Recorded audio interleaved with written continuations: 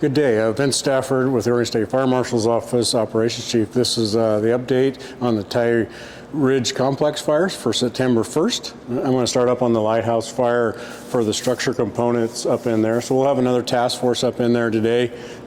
Just prepping around that and making sure everything's really good up in the community center up there, and then also down along the Tyee River Road there with the recent weather that we've had. It's given us a nice chance and a nice pause on the fire behavior to allow us to get in and really get a good prep and all that on those. So feeling really good about the lighthouse. That's going really well up in there.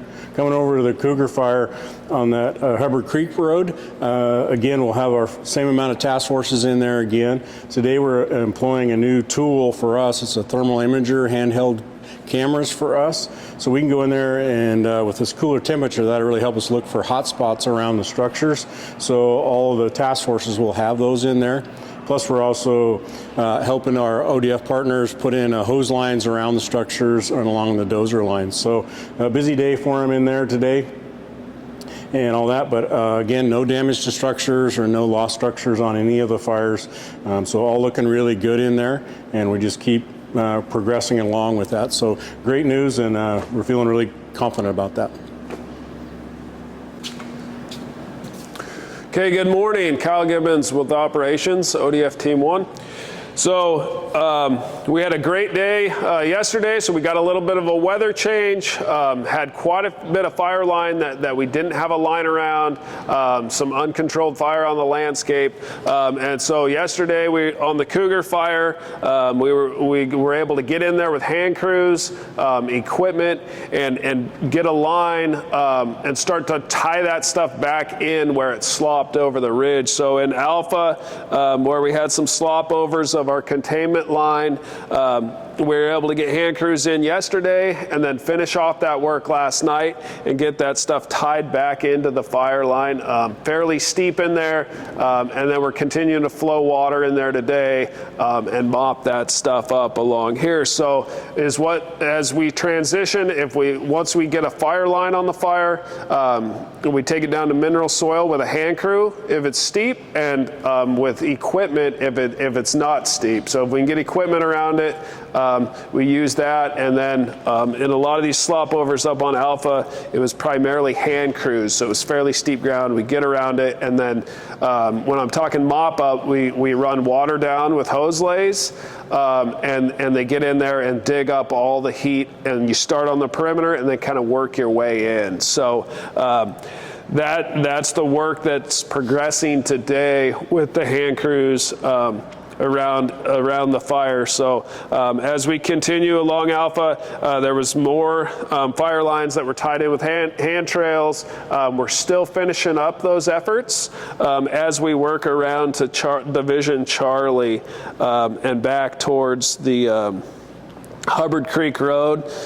So those efforts, you just continue with the hand crews where you can get in safely right on the fire line. It's called direct fire line, and you get in there and put that hand trail right around the fire. So there's a couple areas that we're having a hard time due to the steepness, the rock bluffs, things like that, of getting that direct hand line on that fire's edge. And so we're doing our best to get as tight as possible to the edge of the fire, and then if we can't, we're putting a line a little bit indirect. So in certain spots, there will be indirect lines.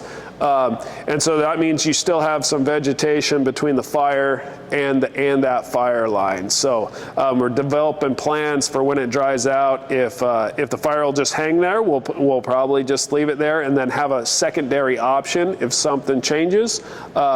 And then we'll have an area set up to where we could actually burn that to the fire line if those conditions push us to have to do that later on. So, and then moving back down towards Hubbard Creek Road, continue to coordinate with OSFM, our partners, and work behind those structures and kind of tighten that stuff up. So tightening up and then mopping in. So anywhere where we have the fire line and there's fire still on the perimeters, we're pushing in that the water, the crews digging it up and putting those edges of the fire out. So we've made a ton of progress in the last 24 hours, and and we're still staffed with a lot of staffing on this incident, and so that progress we just expect to continue over the next several shifts. So, so great news. And then moving over to the lighthouse fire. Very similar. You see we have some black line on the map up here, so that means that chunk of the fire line we consider contained, and we expect to kind of see some of this turn into more containment line over the next several shifts, where we're just increasing that mop up along the edges, feel more secure about it, and like we have a good feeling that it's not going to get away in that area. So that's when we increase our containment on the incident. And Lighthouse is no exception.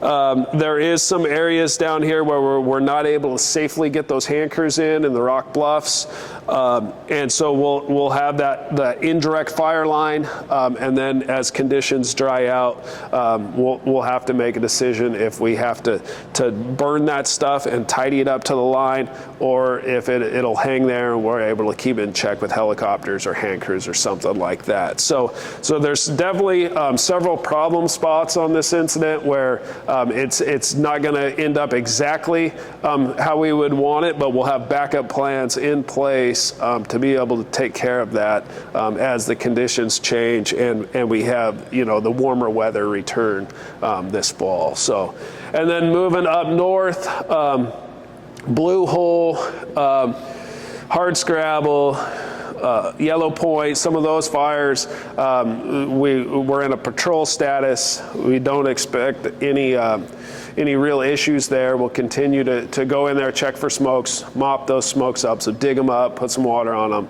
and take care of those incidents. Then moving up to the Big Tom fire, the farthest north of the fires in this complex, we continue to make great progress on, we have that fire line around it, and then we continue to just work our way in from the perimeter on that incident as well. So no issues there. And then actually we've been running 24-hour shifts on the Big Tom fire, and so we're starting to cut back on the night shift. So once we get that perimeter secure, then we'll focus on doing more of that work during the daytime, and then we'll shift those resources down here on other parts of the fire that are a little bit more critical for that night shift. So we catch a lot of fire at night, and then once we start to catch it, we'll transition the night shift over to day shift.